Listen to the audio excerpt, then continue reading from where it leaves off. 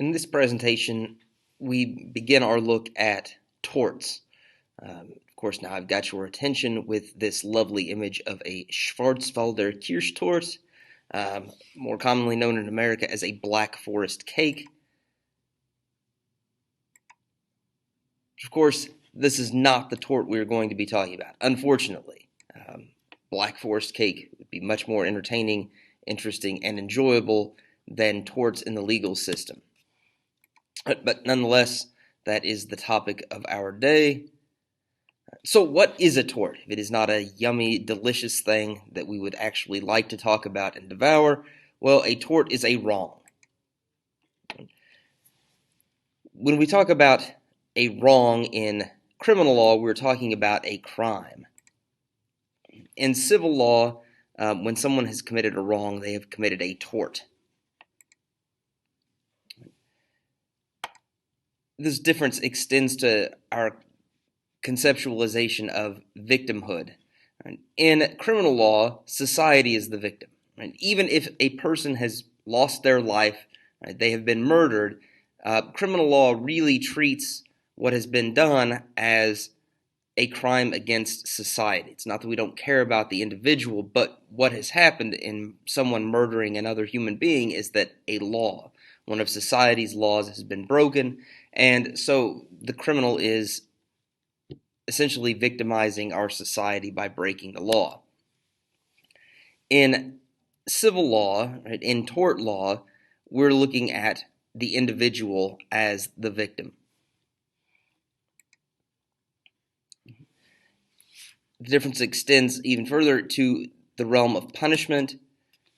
In criminal law, the punishment comes in the form of imprisonment. It can also be monetary. It might be a requirement that fines be paid to the government. But in civil law, the damages are the punishment, and they are something paid to the victim.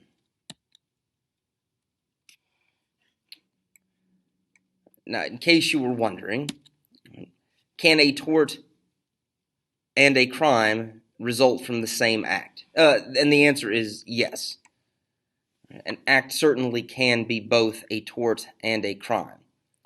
Let's consider the example of the O.J. Simpson murder case. O.J. Simpson was accused of murdering his ex-wife and a friend of his ex-wife, so Nicole Brown Simpson and Ron Goldman. In the criminal case, O.J. Simpson was acquitted, found not guilty. In the civil case, it was a wrongful death case, O.J. Simpson was accused of the tort of wrongful death, of being liable, being responsible for the killing of his ex-wife and his ex-wife's friend, and he was found to be responsible for their deaths in a civil lawsuit and was required to pay $33.5 million in damages to the victims.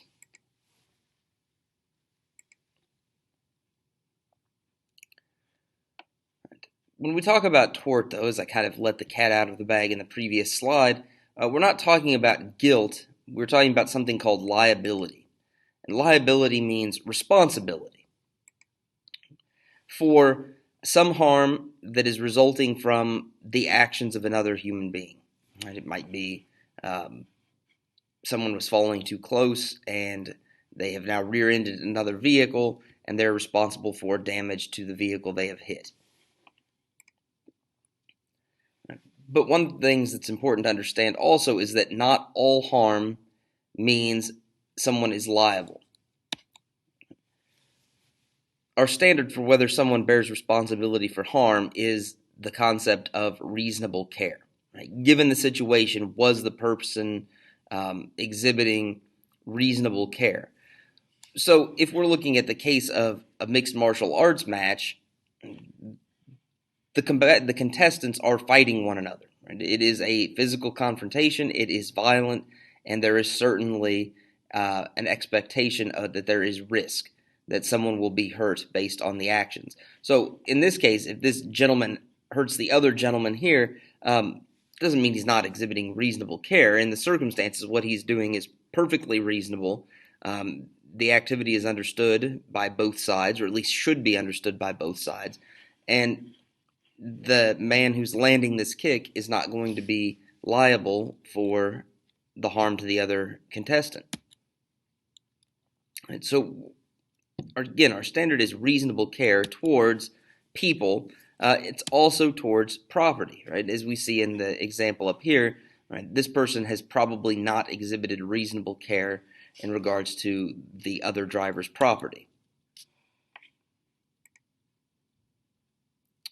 All right, now, if we do have a situation of liability where a tort has been committed, someone has been harmed by another's actions, and we have established that the party who has injured the other party, either their physical, their person, or their property, then the courts will have to decide on a remedy.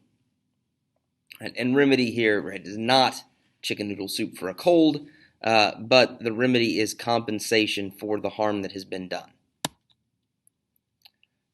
That might be bodily harm, right, in the case of an injury caused by someone else's actions. Property damage, again, in the case of the fender bender in the previous slide. It might also be emotional harm, right, that was done to another person. There could also be some other special cases. For example, if someone has been injured and cannot go to work, then they might sue the other person for lost wages.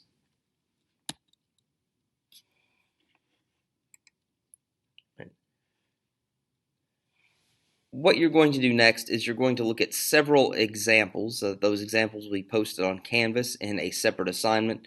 And in those examples, you're going to look at different scenarios applying what you have learned about torts. You're going to evaluate and analyze those situations through the framework of tort law to draw conclusions about those scenarios. So please head over to Canvas and look for those, and also stay tuned for the next in this series on tort law.